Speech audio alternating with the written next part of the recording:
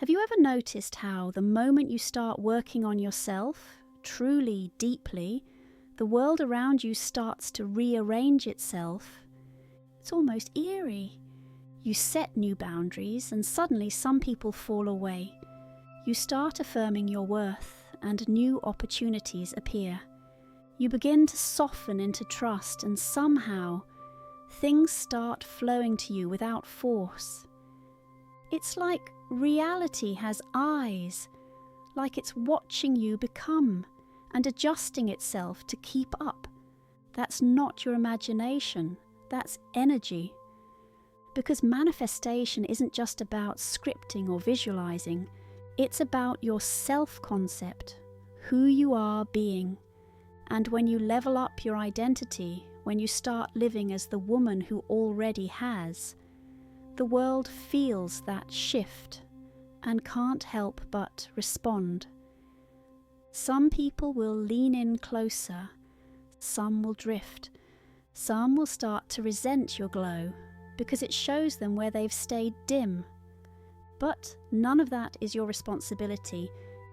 In this video, we're going to dive deep into why this happens, how the law of assumption makes it inevitable, and how to stay rooted in your becoming, even when others don't understand. This isn't about performance or perfection. It's about soft power. It's about the quiet, unstoppable force of embodiment. Section 1.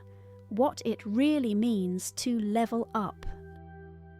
Leveling up is not just a trend on TikTok. It's not just spa days, new clothes, or reading a self-help book. It's a radical change in your identity, your assumptions, and your nervous system baseline. Neville Goddard said, "Change your conception of yourself and you will automatically change the world in which you live." Because the world doesn't respond to your words, it responds to your inner state. When you assume something new about yourself consistently, your subconscious accepts it. It begins to inform your posture, your decisions, your expectations. And then life mirrors it back.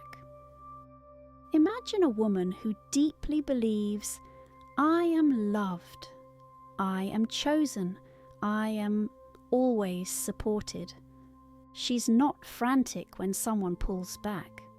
She doesn't chase, beg, or over-explain. Her calm becomes magnetic. Or the woman who truly assumes, "Money flows easily to me. I am abundant by nature." She moves through life differently. She invests in herself. She says yes to opportunities, and the universe rushes to meet her assumption. It's not magic, it's cause and effect. Your level up isn't loud, it's energetic. People feel it because you feel different to yourself. Section 2. Why people react. Florence Scovel said, "The game of life is a game of boomerangs. Our thoughts, deeds, and words return to us sooner or later with astounding accuracy. So when you elevate your vibration, emotionally, mentally, spiritually, anything not in harmony with that new frequency must either rise to meet you or fall away. And that process can look like friends becoming distant because your new self makes them confront their old patterns. Family subtly criticizing your changes, calling them weird or unrealistic because it threatens their comfort zone. Or sometimes miraculous connections suddenly forming, people appearing who are on your frequency, who understand and celebrate your growth.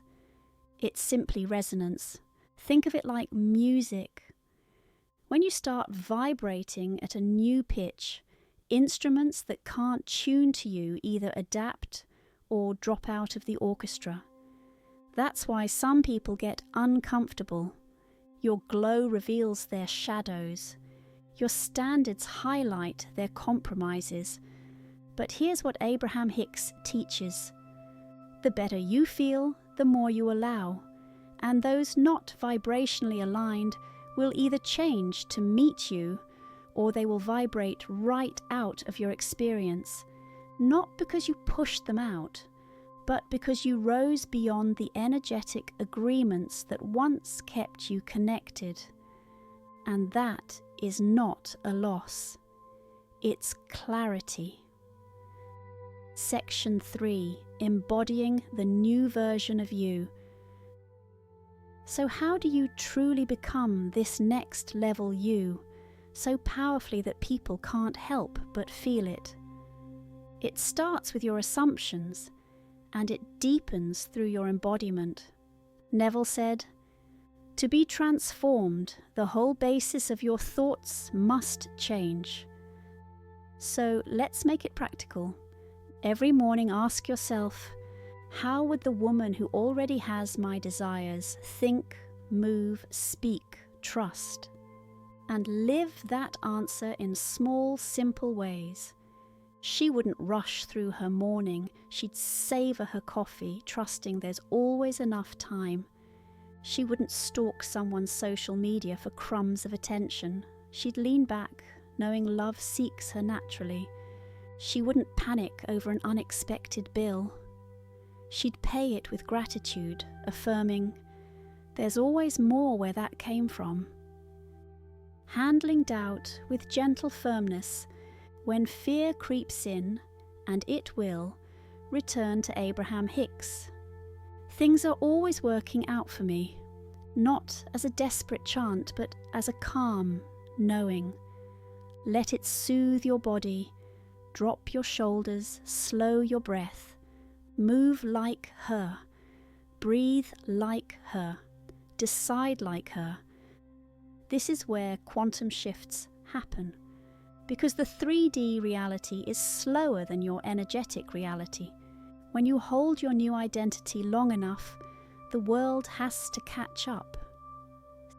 Section 4. Detaching from validation. One of the most sacred signs that you've truly leveled up. You stop needing anyone else to clap for it. At first, this can feel lonely, especially if you're used to measuring your worth by how others react. But Neville says, dare to believe in the reality of your assumption and watch the world play its part relative to its fulfillment. So you do.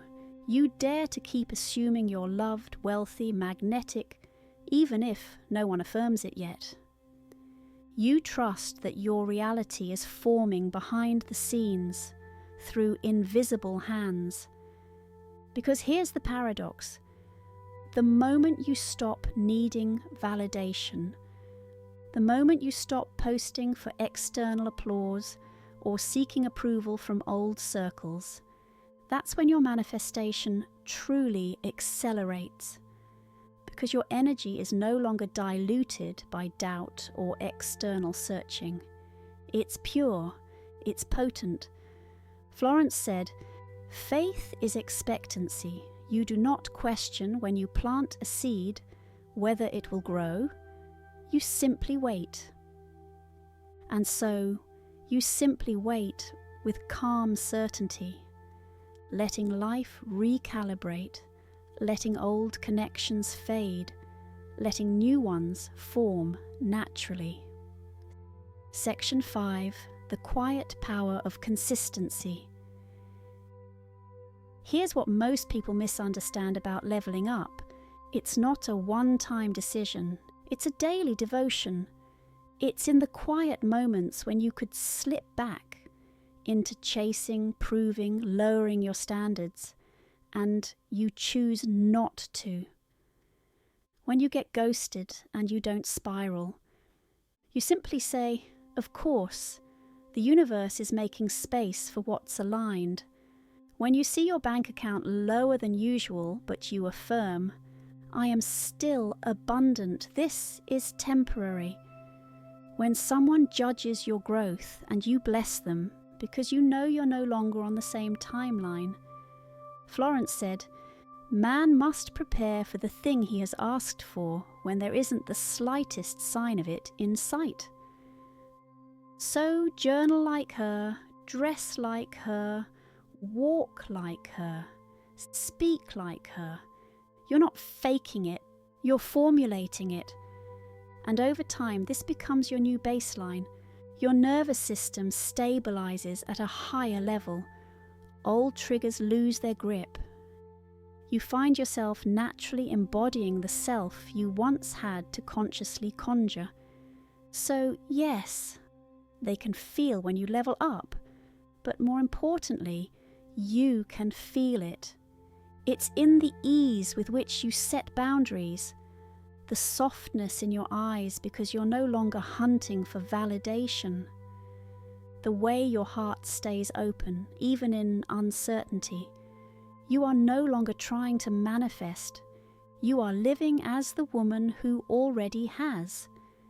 This is the real law of assumption, not frantic affirmations or forced positivity, but steady, calm embodiment of your new identity. So let them feel it. Let some draw closer. Let some fall away. Let it all sort itself around your new standard, because you've already arrived. Comment below and subscribe. This is your sanctuary for feminine manifestation, identity shifting, and stepping into your most aligned, embodied, soft power yet. Everything you desire is already orbiting you. Keep becoming her and watch it land.